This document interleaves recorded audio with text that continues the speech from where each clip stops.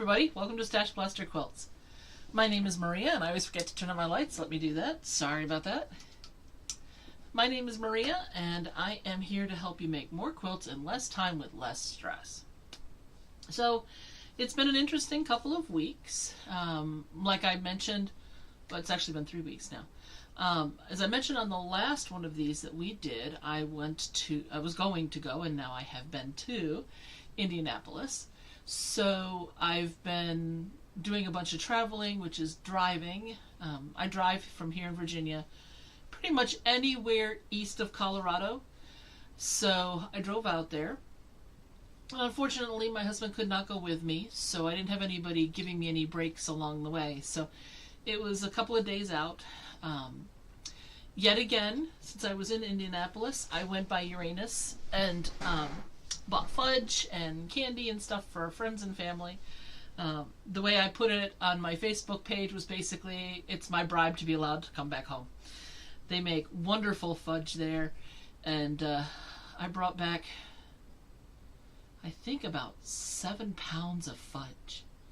Now, keep in mind, I got that on my way to the conference, so it was sitting in my hotel room for a week while I was trying very hard not to be eating it at night when I got back to my room. But I persevered, and I withstood, and I brought it all home. That was pretty good. But yesterday, I think it was, or the day before, it's kind of all a blur now, we divvied it all up, and so we had it all packaged up as gifts for the various people, etc. So got that done. That was very cool. I did not get a lot of time to sew. I had a table there where I was selling my books and magnets, and I was talking to people, and I did teach a class on the last day.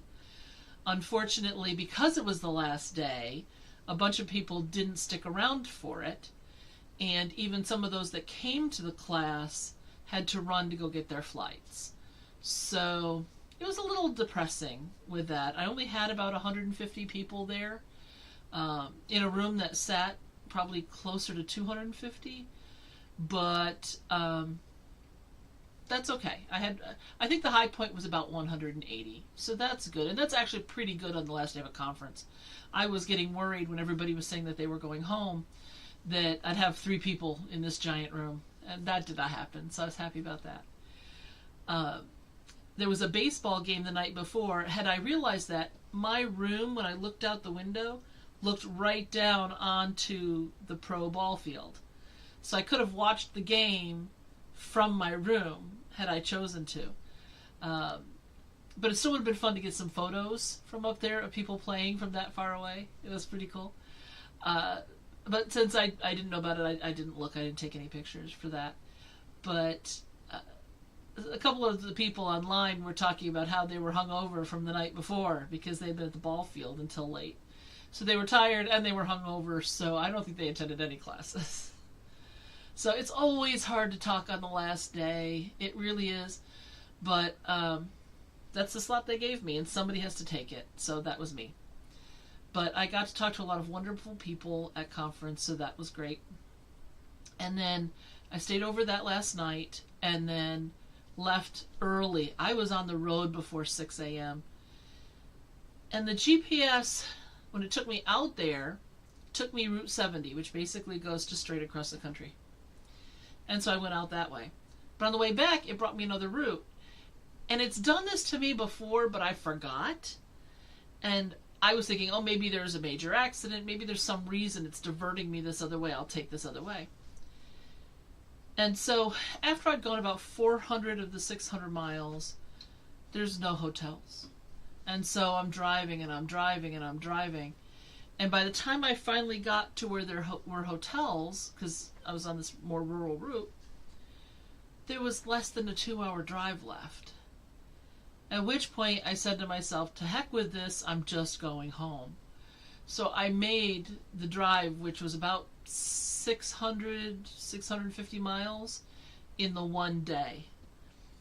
So that was all this last Friday. So I spent Saturday basically zoned out. I did a few things I needed to do, like empty my car, that kind of stuff. I brought in the food on Friday, but I didn't do anything else in terms of emptying until Saturday. hauled in all the books that hadn't sold, hauled in all the table decorations, all of that came in. And I'm finally getting caught up on sleep. I was pretty wiped. I really was. But at that point, you look at it, you say, well, it's going to be a minimum of $200, because even a relatively cheap hotel room these days is over $100. Plus I was going to have a couple of meals. And, you can't get any hotel rooms for under $100. Most of them are about $150. So I was looking at $200 for a 2-hour drive. So that's why I made the long drive. But I was pretty wiped. But since I was gripping a steering wheel for those 3 solid days and the one really long day, I didn't have anything left in me to sew those nights. And then, of course, the day after, when I got home, I didn't do a lot of sewing either. But I did make some progress. So these are the flowers over the last 3 weeks where I have made and attached the white arcs here. There's also another probably 6 or 7 arcs that I got sewn that are not attached to flowers yet. They're still downstairs. But I thought this was pretty good.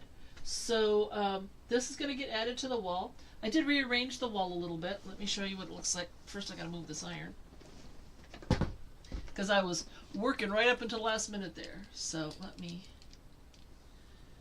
switch you to camera 3. So I moved the block of the month down. So this whole wall here is all grandmother's flower garden.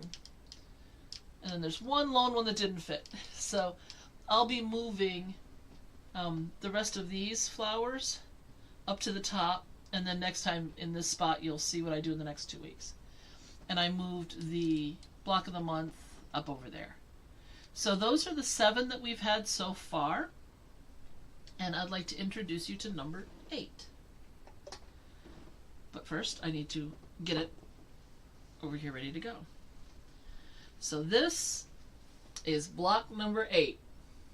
So as I mentioned last time, the 8 and 9 are going to be a little more complex. They're still machine pieced. But this is the one that we are going to have for September. So we're going to have a block in September and one in October. And then that's when we'll start talking about next year's quilt for the year.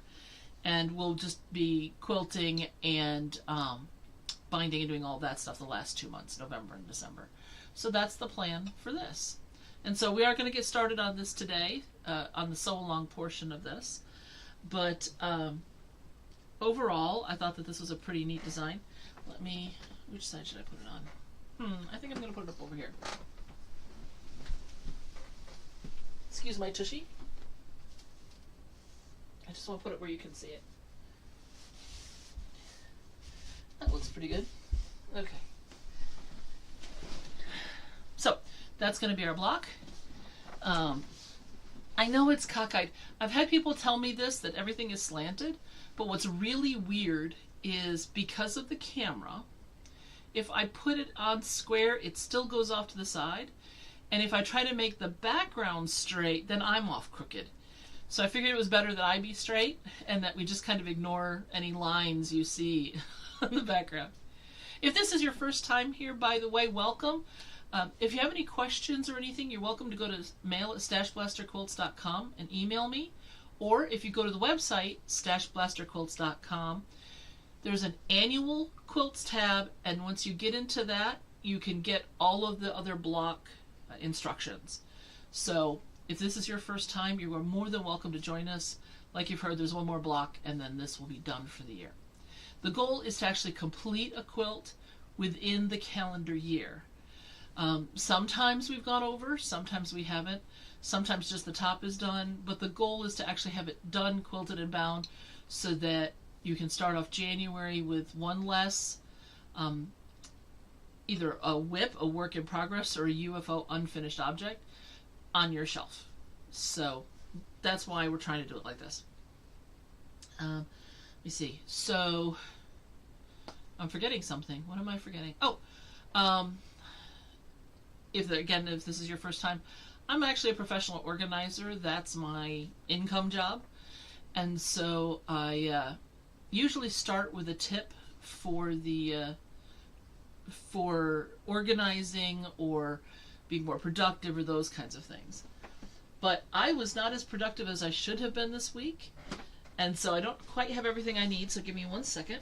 I have been asked, I was asked last time, to talk about my design wall back here and my storage. So I'm just over here. I have some scraps that I made for my design wall, and so I can show it to you this way. It's a little bit easier. So these design walls are very thick, okay? They don't need to be, but one of the reasons I did it is I wanted them to last while I was moving them around a lot, so I didn't want anything flimsy. And they will pretty much stand up on their own. When you see these little things, this is a Formica sample with some batting on it, and it's on a piece of elastic. And that elastic helps just to make sure that these don't tip and conk me in the head while I'm trying to talk to you. They wouldn't hurt, but it would be very distracting, and if there are any pins in the wall, I wouldn't want to get jabbed. So there you go. So there's 2 different colors. Okay, I'm trying to get this so that you can see it really well. Okay, there's this gray color and this buff color. And what I did is I went to a local home improvement store. You may have Lowe's, Home Depot, anything like that. And I bought 1-inch pink, could be any color, insulation. And this is what they put on the outside of your house before they put up new siding. It's that kind of insulation. It comes in 8-foot long sheets. So, excuse me, what I did was I cut them to size. One thing that I wish I had done differently, these panels go basically 1 inch short from the ceiling. Here, let me show you that again. So they're very, very close to the ceiling. And I wish that I had made them an extra inch shorter, 2 inches from the ceiling. I wanted them full height because they're my sunblock as well. So they're keeping the sun off of all of the material that's behind me. However, it can be difficult to manipulate them because if you go side to side at all, it bangs into the ceiling. So if I'd had that little extra couple of inches, it would make it a little bit easier. So what I did is I took the insulation board cut to size, I wrapped it in flannel, I did a little box pleat here on each corner and wrapped it to here, and this is just Gorilla Glue. Actually, no, I went even cheaper. I went with Elmer's school glue.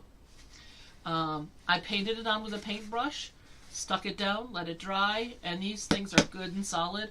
They're not going anywhere. The flannel is free floating on this side, but I did it snugly, so it's also not drooping or anything like that.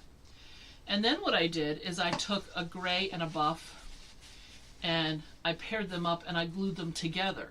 So this is how thick my design wall is. It's about it's a little less than 2¼ inches thick, but it's close because there's actually several layers of fabric, particularly in the corners. But like I said, it will just stand on its own. And these aren't even glued, they're just the friction of the fabric. So once these were glued together and dried again, then I can stand them up and move them around. Why have 2 different colors? You don't need to.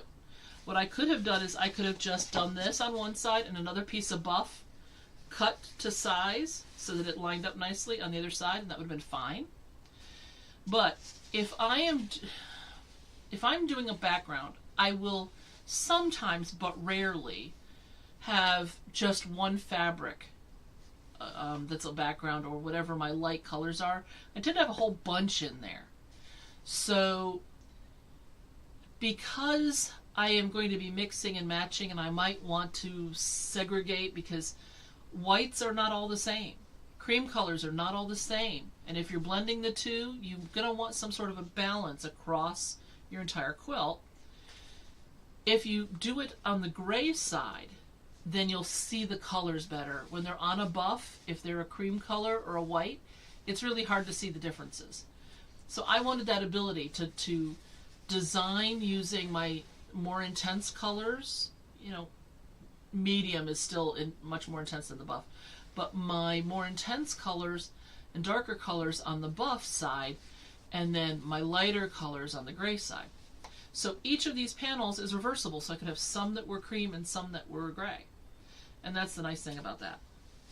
So that's how I did the design walls. I like the fact that since they're flannel, a lot of times the blocks will just stick and the pieces will just stick. It doesn't work as well with these flowers. These flowers will stick because I removed the papers behind these 3 hexes. Hopefully you can see that. The advantage to doing that is it gives it a little bit more to grip on with. However, because the hexes still have paper, most of it is not going to stick as well as I'd like to the flannel, especially with me walking by. So I do have pins in these ones. Just one pin in the center to just make my life a little bit easier. But if this was just an original design that was playing with blocks and color and that kind of stuff, I would just stick up the fabric. That's fine. Now, if you're going to rotate these, you are going to want to have at least one pin in each square, because the rotation, it might rub on the fabric or the shelves behind this, and so they're much more likely to pop off, in which case you've lost a lot of your design parts of it. So just to keep that in mind if you decide to build this type of a design wall. Okay, so actually, let me move this. So this block doesn't have any paper behind it, which is why it's sticking there. And neither do the ones up above.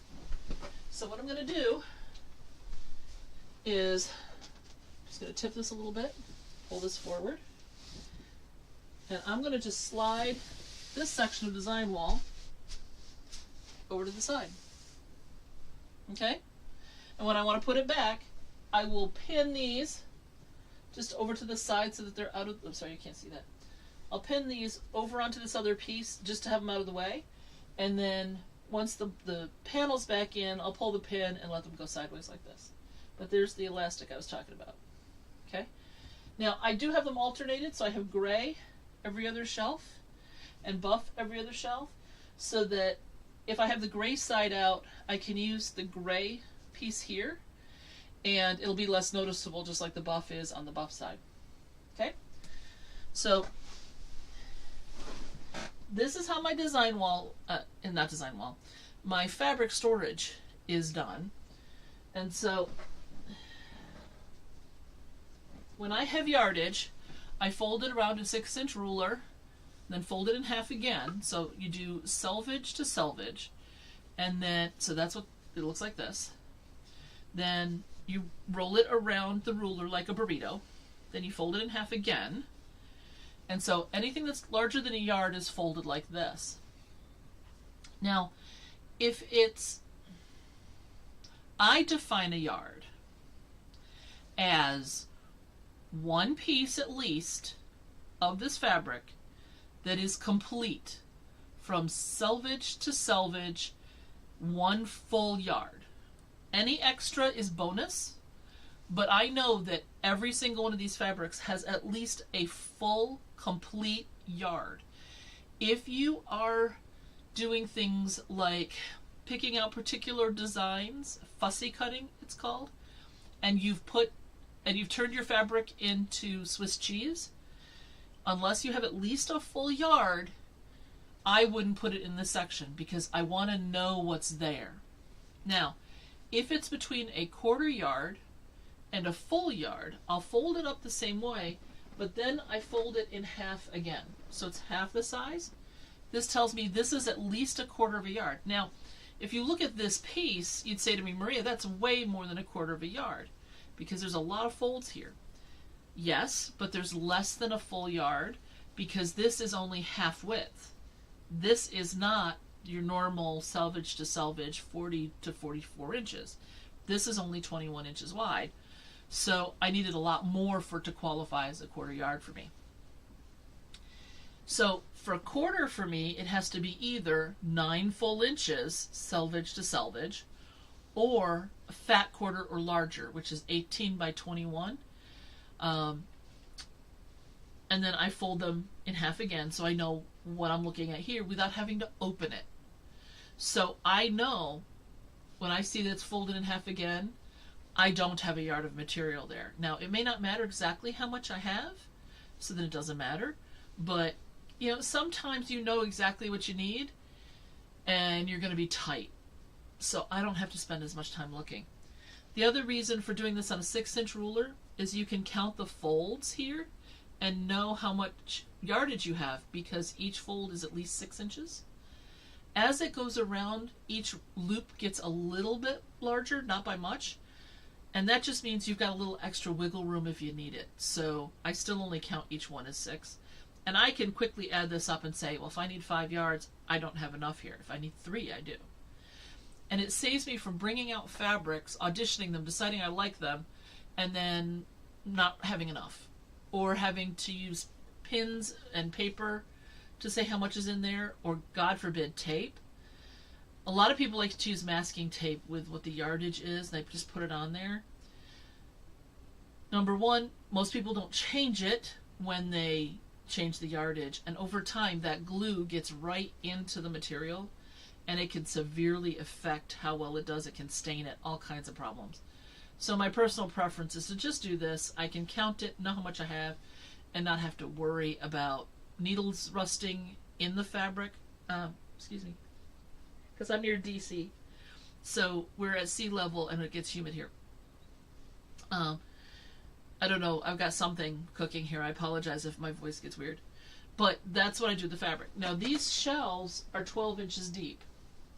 So when I have a 44-inch wide piece of fabric, that's going to be 22, right? Because we're folding selvage to selvage first, which means when I fold it in half again, we are looking at 11. Okay, hopefully that math all made sense. That fits beautifully on a 12-inch shelf. And with these, they're going to be 5.5 or 6, depending on just exactly how wide this was to start with. These are not going to be standard. Okay, some of them are going to be chunkier than others, but it's still fine. The width is still the same, and that will help make it stay nice and neat like this, regardless of how wide the pieces of fabric are. So that's why I use 12-inch deep shelves. I will use deeper shelves for other tasks. So over here in my closet, I have some 16-inch shelves, because depth-wise, because I'm putting bigger things on it, like sewing machines, and I want them to go the long skinny way, so I use up less lateral width. And so by doing the 16 inches deep, they fit on there a lot better, and none of it is hanging off, and I don't have to put them sideways, which would take up a lot of linear footage. So that's what I did with the shelves in the closet.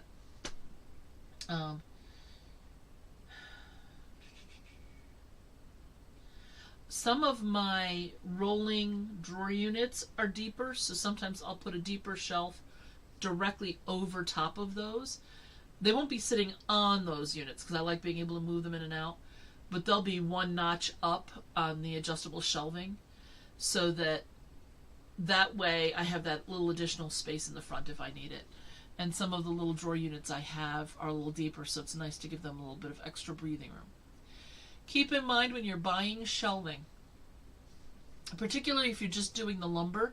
So behind me is the fabric, behind you are the cut strips and blocks and things like that, plus I'm looking at it here, I've got ribbon, embellishments, sequins, appliques, safety pins, all kinds of stuff on that wall. And so that just has regular old wooden shelves. But when you purchase lumber and it says it's 12 inches, it's not.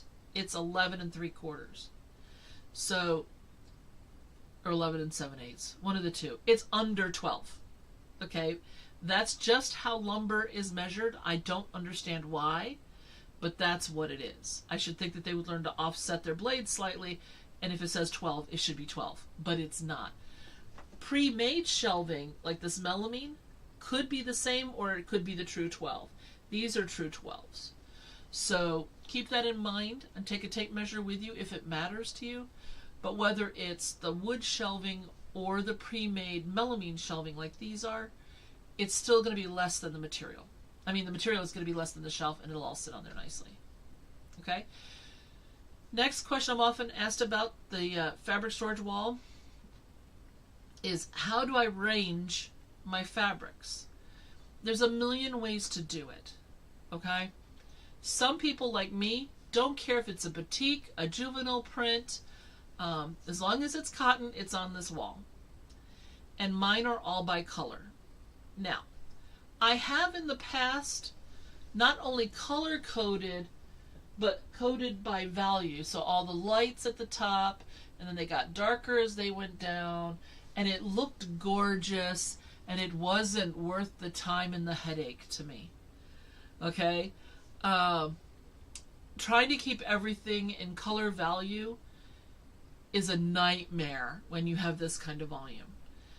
Now, I also used to keep my quarter yard pieces in an IKEA CD storage unit, which was very nice. It's the exact right size. In which case I did have more room on these shelves. I could have done more of that kind of thing, but I wanted those shelves for other. I wanted the IKEA shelving for other places in my home, so I just took it out and I put everything here.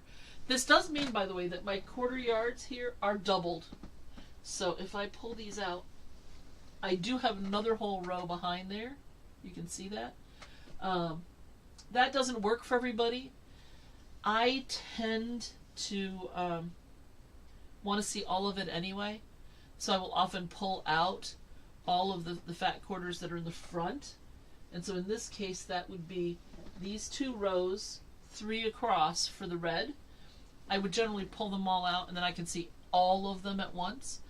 But once I have my color selection made, I don't need to see the ones in the back right away, so it's okay that they're blocked in. So everything is by color. There's a couple of exceptions, though. In my upper left corner up here, I have brights, and that's for things that are at least 3 different colors, and they're all basically in the same proportions. So if it's, a really bright rainbow set of colors, there's no good way to pick one. It goes in that section. I also have white with colors. If white is not a dominant, if it's the background and there's lots of multicolored flowers, it goes in the white with color. Same thing with black. But, so that's how I do regular fabrics. Holiday fabrics are all on the bottom, right? Because you don't necessarily want to have a holiday fabric mixed in on a summer quilt. You don't want to see, Santa. So I do have some holiday stuff down here. I have my panels, the few panels that I have down here. But to me, it doesn't matter. If it's red, it's going to go here. And I don't need to worry about, is it a batik? Is it a 30s? Is it grayed out because it's a Civil War color?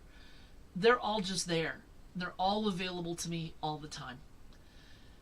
Some people prefer to do batiks together, 30s, cottage, feed sacks, all that kind of stuff separately. That works for them. Some like to sort by designer. So, it depends on how you use your fabric. Okay? If you are a huge Cave fan and you like working with all of his materials, the blenders and everything, and just stick to Cave, then it makes sense to have them all together. In my case, I don't care if it's Cave or who it is. If I like them together, they're going together. I have all kinds of forced dates on my quilts, but that's because that's what works for me.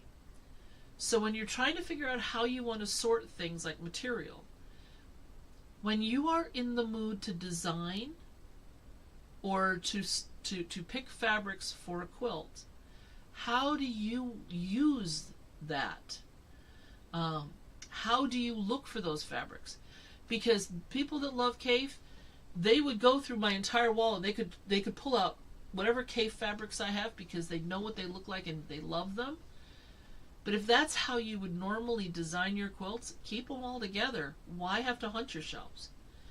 In my case, I love playing hunt and seek and in my shelving. So for me, doing it by color works just fine. And like I said, I'm just too lazy right now to sort it where like pinks are different than reds, and because you have pinks and you have, you know, dark pinks and then medium reds and then medium to darker reds, and then you've got dark reds, and then you've got the reds that are almost a brown but they're still a red. And I have very little time to sew, which means I need to be efficient. And for me, this is efficient. For others, having it by designer might be the efficient thing for you. Or you might like to only use batiks in one quilt and use other fabrics, you know, your standard fabrics all together. Then separate them. It's fine. There is no right way to do this. I teach a downsizing and decluttering class, and I show a picture of a jar's worth of buttons because I had a jar of buttons and I dumped them out, and the question on the slide on my PowerPoint is, what's the right way to sort these? And then I show a bunch of different options, because you could sort them by color, you can sort them by what they're made out of, you could sort them by the number of holes they have, you can sort them, are they fancy or casual or sport? You can do novelty. I mean, there's tons of different ways to sort them. My favorite answer at the end was, okay, so how should we sort them? And one lady yelled from the back, she just said, put them back in the jar. So, yeah, you can put them back in the jar. But if you're looking for a button, how are you going to look for it? So I have a shirt where all the buttons have come off the last 3 times I've washed it. At one time or another, I've sewn on the ones that I found. I'm missing 2 now. So now I have to go and add 2 new buttons. So one way a client of mine does it is by the number of buttons she has that matches. So she would take my shirt and say, okay, let's just replace all the buttons. I need 6 buttons. She goes to her 6 button box, and that gives her all of her choices that she has 6 of. Nothing wrong with that as an option. You know, if she doesn't like what she sees there, she goes to the 7 box or 8 box. But for her, sorting by color doesn't make any sense, because she could find a button she loves and then hunt through all the rest of them of that color and not find enough of them. So that's the way her brain works. Mine works by color. So yeah, I have bags of white buttons, brown buttons, black buttons, you know, green, purple, blue, orange. And so they're all in bags, except for my novelties. I do have the novelty buttons separately because that's how I would use them. Novelty buttons should all be used together, even if they don't match. So you can have a, particularly on a holiday quilt or table topper, if you're doing a puff style where you might want to tie it, instead of tying it, I put novelty buttons. And so I would want a tree, and I would want a Santa, and I would want an elf, and I would want a reindeer, and I would want a snowflake. So I have the novelties because if I'm doing something like that, particularly for a client, they're all going to be different because that's what the kids are going to love. So if I'm looking for holiday stuff, it makes sense for me to keep them together as a separate unit.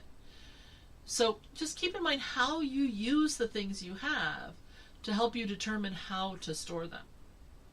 Whether it's fabric, whether it's buttons, whether it's thread, patterns.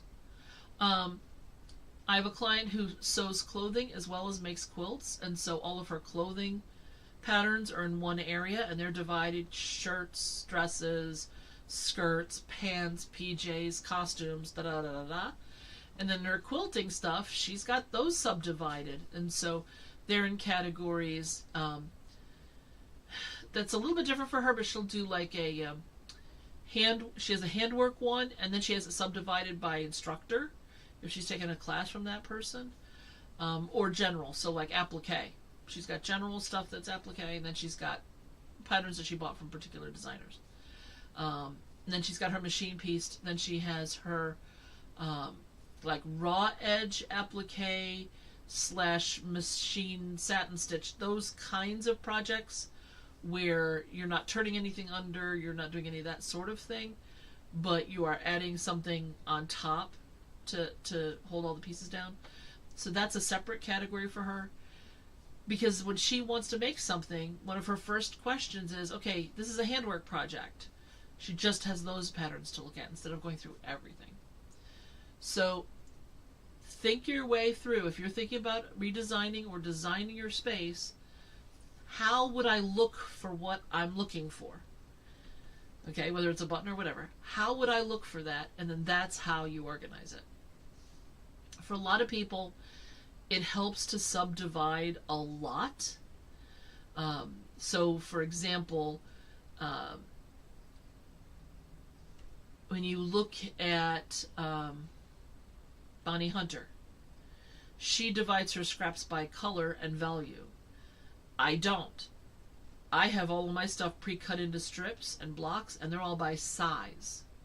That means I have a lot of drawers of strips and a lot of drawers of squares.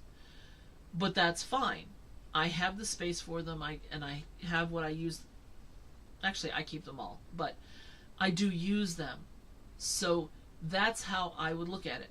So when I was looking for strips for today's quilt that we're going to be working on, this block, I needed some 2.5-inch strips. The backgrounds of the ones I'm doing for while I'm here and I'm working with you are white. So I just went to the drawer and pulled out some white strips. Now, my version isn't going to exactly match this because I decided I didn't want a two-tone background because I'm just doing the white for the most part. So mine is going to look a little bit different, but the mechanics are going to be the same, which is why I'm doing this here. This is obviously the one that's going to go in the full quilt later. Okay, I hope that all made sense. Okay. Is that everything except for the block? Oh, I will not be here in 2 weeks. I am going to be in... I'm going to be in Minnesota when this should be airing. And the computer that I normally take with me is not working properly. And I cannot be sure it's going to be.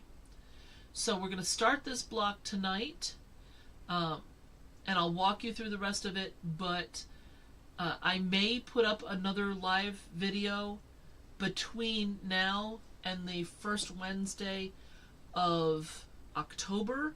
But it's not going to be during that third week because I won't be here. So I just wanted to give you that as a heads up because I like doing the first and third Wednesday of every month for you. But this time I'm not going to be able. So I'm not sure whether it's going to be before I leave or after I come back. So that's why I'm not giving you a date. When you go to the website to get the printout on how to make this block, it normally has the YouTube dates that I'm talking about each block on the page. It only has today's date on there because I'm not sure what the other date is going to be. So I just wanted to give you that heads up on the block because I know some of you like being able to follow along with the sewing, which is why I'm doing it now. It was a request from you guys, but it's going to be a problem. So we need to make sure that it's clear what's going on. Okay. So let me move my keyboard out of the way because it's time to sew. All right. Let me move my iron. When I moved it off, I crumpled up the white that I had just pressed, so I'm going to need to give it a minute and hit it again. Okay, so the block for this month is called Sunbeam Variation. It should be going up on the website probably tomorrow. So just so you're aware, it should be there for you to be able to see it with all of the instructions, the fabrics, widths to cut, all of that. Okay, so I'm gonna hit this real quick. This is my background here. Okay, so what we're going to be doing is starting with, let me get back to here where I can see what you're saying. This is basically the one square, right? And what we're doing is we're doing this part of the block separately, and then this part of the block, and then this. So what's going to wind up happening is these are going to be sewn on here, so that we're actually doing an eighth instead of a quarter. So once these are cut, this is what the true block is it's this triangle here. Okay, then we'll assemble these two together, and then we'll assemble the four together. Okay, so hopefully that makes sense. So, oh, I've been all itchy. Okay, where are my glasses? Here they are. I set them down so you could actually see me, and then there we go. Alright, so I'm going to move my camera 3 here. I always try to move it without making you seasick. Oh, in both this block and next month, I have had people in this situation where there's so many intersecting seams in the middle say, but what do I do if it's not perfect in the middle? Number one, if it's not perfect, don't worry about it. Okay? Quilting can hide some imperfections, but you are not a machine. Those of you who are watching me are likely not wanting to do this professionally. So if it's a little bit off, that's just the love, pushing through. However, if you're really concerned about the middle, I do give you the measurements to make a 1-inch yo-yo. But one of my favorite things to do if I want to decorate the middle of something, instead of using a yo-yo, I like to make flowers like this one, okay, or this one, and I'll put those in the middle, like that. Okay? Now, in this particular case, because you're gathering flower petals together, there's a hole in the middle, right? So, here we go. So there's a hole right through there, okay? What I do is I will find and use an antique button, or if it's for a kid's quilt, a kid-related button, and I sew this on by taking a few stitches around the inside of the flower to anchor it down for reals, as the kids would say, but then I would sew a button in there to be the center of the flower. And it's really pretty when you do that. So just something to think about. You don't have to do a yo-yo. You can if you want. You can do any sort of shape that you want. You could do a little tiny square. You could do a little tiny star. But it's something you need to think about if you're concerned about the center of the block. I'm not, so I'm not putting anything in the middle of mine. But you certainly could if you wanted to. If you'd like to know how I make these, send me an email or drop it in the comments, and what I will do is I will do a separate one of these, maybe in November or December when we're going to be doing the quilting or the binding or whatever. I can walk you through how I did this, so that and the products that I used to do it, so that you could finish off this quilt with them if you wanted to. Or we could just do it as a separate thing next year because we want to do a separate weird thing. I was telling somebody that I do this, and they thought it was kind of a weird activity to be doing live on YouTube quilting things. And I said, well, you know me, so weird is a normal thing to say, which of course made her laugh, and it is true. But she asked me, she said, so do you look for weird things to talk about on your live stream? She was like, well, no, I do quilts with people and stuff like that. She goes, well, do you do weird quilts? And it got me thinking, because a couple of years ago we did one that turned out to be weirder than I thought it was going to be. But if you want to just do little weird projects, like making the flowers, making little basically baskets out of fabric to subdivide your drawers with, jewelry holders, those kinds of things. I suppose we could do a year of not really quilting projects. It's not something I had thought about, but it is certainly something that we could consider. If I get emails from you saying that it's something you'd be interested in, then I will add it to the survey. And then the survey says, the annual quilt that I do with you guys, the whole idea is that I want you invested in the quilt because I want you to tell me what you want. I want you to say, I really want to see more traditional quilts. I want to do a more modern quilt this year. I want to do a mystery quilt. That's what we did last year. I want to do a block of the month quilt, which is why we have this one now. I give you tons of different options. And then you guys get to vote so that you are part of the decision. When I'm talking about the other things I'm doing, like the Grandmother's Flower Garden, those are all my decisions. And yeah, some of you told me that you love to know what I'm doing anyway.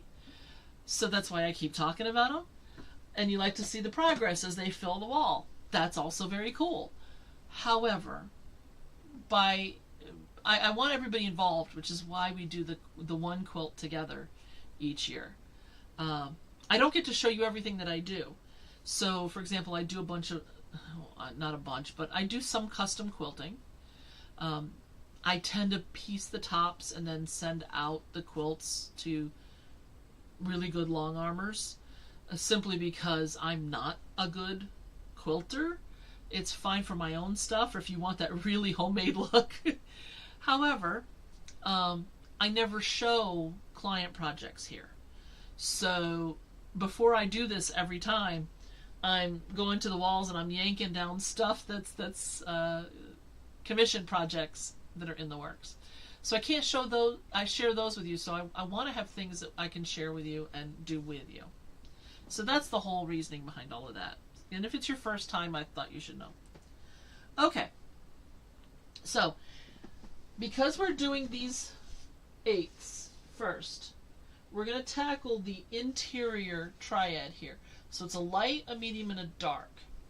So the first thing we're going to do is we're going to do a strip set with those colors. So I'm using purple, and white is my background color. For the instructions, it's going to talk about the light background and the dark background. So please go ahead and do that. Oh, but here, with the block, let me show you something here. Let me see if we can get a little closer using this other camera. Okay. Oh. Stuff is falling. Alright, that's a little bit better, I think. Okay. So, we're looking at these two triangles, right? Here and here.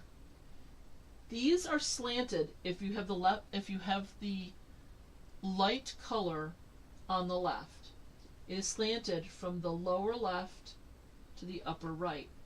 But on this one, if the lighter color is on the left, it's lower left to upper right.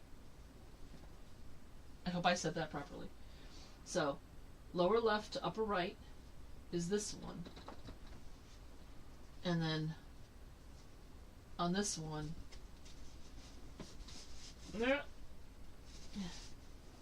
it's upper left to lower right. What this means is, if you have a strip set, you're going to cut 4 going this way and 4 going this way. So they're opposites. If you cut all 8 going one direction, you don't get this design. Okay? So keep that in mind. You cut 4 and you stop. And then you go the opposite angle and you do 4 that direction. It may mean, depending on your length of strips and on your strip set, you may need to do 2 strip sets or 1 and a partial. So just kind of keep that in the back of your mind when you're cutting. You can't just cut 8. You have to cut 4 in one slant and 4 in the other. When it comes to these smaller ones, it's going to be the same way. Um, except all of the ones with the light background, all of those will go in one direction because you'll cut 4 of them with the light and 4 of them with the dark. The middle color will be the same this time instead of the background. But the lights will all go one direction, the darks will all go the other direction. So I hope that makes sense. That's why I want to do at least some of this in front of you, because I'm hoping that that will help when it's time for you to do it, so that you're comfortable. Okay. Right, so all I'm doing now is I'm putting my light and dark strips together so I can sew them. Now, I could just make a standard strip set where they're even straight across, but I'm offsetting a little bit because I know I'm cutting it at an angle. I'm not going to save a lot of fabric, but I'm going to save a little bit by doing this. And since my purple strip is slightly smaller than my dark one, is slightly smaller than my light colored one, it doesn't matter that the ends are off a little bit. Okay? So I'm going to go ahead. All right. Let me move you back around. Oops. Oh, I'm sorry. I thought I switched. I hope I didn't make anybody ill. That is one thing when I started doing this that people told me to make sure that I didn't do, because moving cameras can be a real problem for you as the viewers, and I don't want to make anybody's life miserable, so I try to turn it off before I go, but I apparently hit the wrong button. Okay, so, alright, let's move that pedal. It's off a little bit.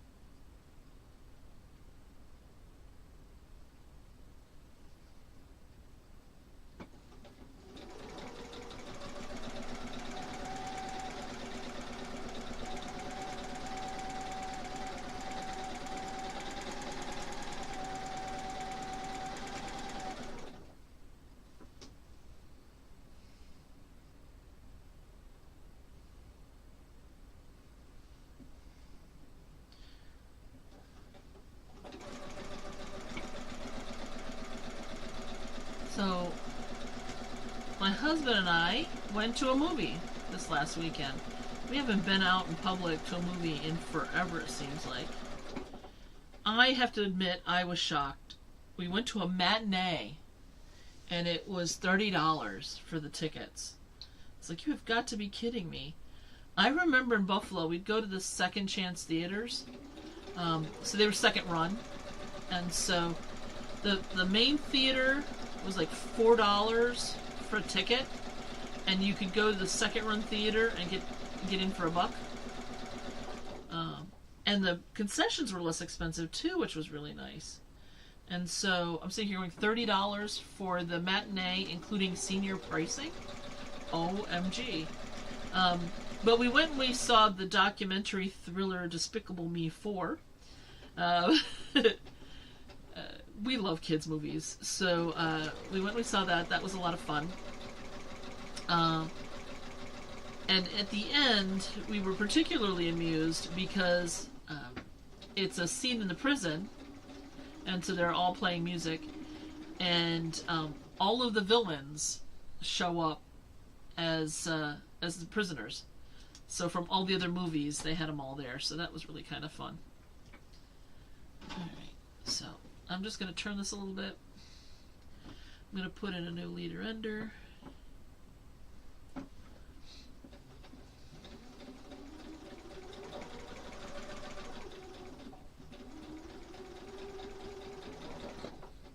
Okay. And then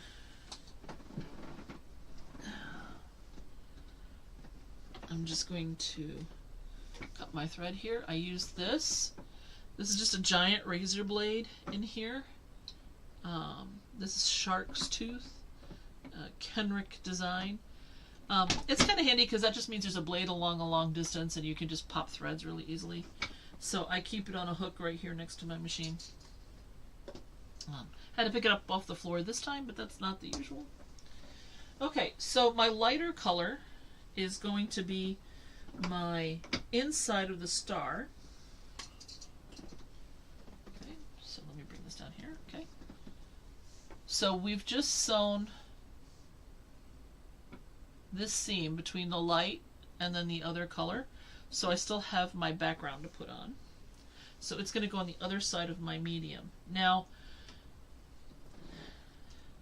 it's up to you at this point if you want to press before you put the other color on. Since we only have 5 minutes left, I'm going to just go ahead and sew it now. But normally I would go ahead and press them. But then again, I would also be sewing, if this was a full quilt, I would have been sewing enough strip sets to do the whole quilt. And then I would be pressing them all, and then I would be doing all of my cutting all at once and all of that kind of stuff. The nice thing about doing multiple blocks is you can just take the whole strip set and cut all in one direction. Then what happens is you've got a triangle at the end on both ends that's a 3 different color triangle, which is kind of fun to put into another quilt later. So don't throw it away. It's another piece to a quilt that's already pre-sewn. So how cool is that? Alright, so I'm just going to go ahead here. Just roughly put these together.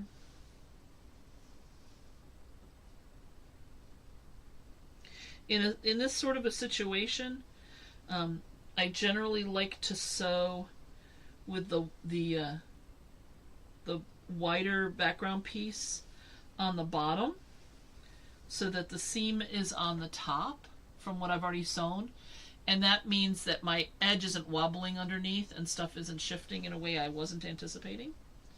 So I'm still going to only offset this a little bit because we're cutting the diagonal this way. And so let me go ahead and get this in here. Yeah, we've only got a couple minutes left. So I'm going to go ahead and sew this so that the next time we're on, I'm gonna keep going. Normally I would stop right at 8 o'clock. I am going to go ahead and finish the seam on here with you live. But feel free to turn it off. You can just see I'm just sewing these strips together. And then, like I said, before the end of the month, I will try to get up a separate YouTube live of finishing the assembly of this block. Okay? So it'll include how to do all the cutting, getting all of those angles in, and the right size and everything. And I'm going to try to do it before I go on my trip. I just can't promise, because there's a lot of moving parts, and I only have the rest of this week and next week to get ready for 2 new conferences. So there's not going to be a lot of sewing time. I am going to be taking my sewing with me, so hopefully I will get some more of those arcs done. And in the meantime, I hope that you all have a wonderful couple of weeks or a month. And again, if you've got questions or problems as you're assembling the block, please feel free to email me at the email address over here, mail@StashBlasterQuilts.com. And the instructions should be posted up there tomorrow, next day latest.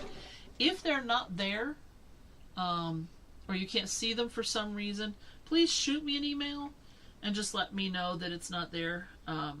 It's often a case of where I think something has uploaded and it hasn't properly. But sometimes it'll still show on my side because I have full access to the site. So just let me know if anything doesn't happen the way it's supposed to, and I will do my best to fix the problem. So anyway, for those of you that have to go, it is 8 o'clock now. I actually have 7:59, but it's like seconds away. And I do try to respect your time.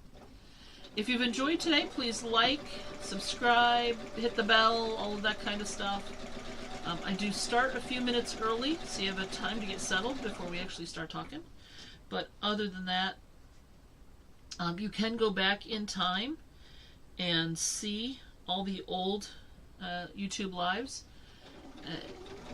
If you click on them, it will show you what the dates are, which is why we've started putting them on the instructions, so that you can go back later and find the videos that go with those blocks. I'm going to be doing the same thing from now on for whatever it is that we're making. So hopefully you guys have found that, or will find that useful. Okay. Let me cut this. I'm not going to put in an ender because I'm almost out of thread. I'm going to have to change it anyway. It is now 8 o'clock, so I almost made it. I came really close. So here's our first strip set, and that's going to be the largest part of that. That's going to be, oops, hold on. Yes, this block, this part of the block right here. Okay, right here, these 3 pieces. That's what we just sewed. And so it'll all be pressed and cut next time. All right, so have a wonderful month, and I hope that you see the other one, and let me know how things are going. So take care, and we'll be seeing each other again soon. Bye-bye.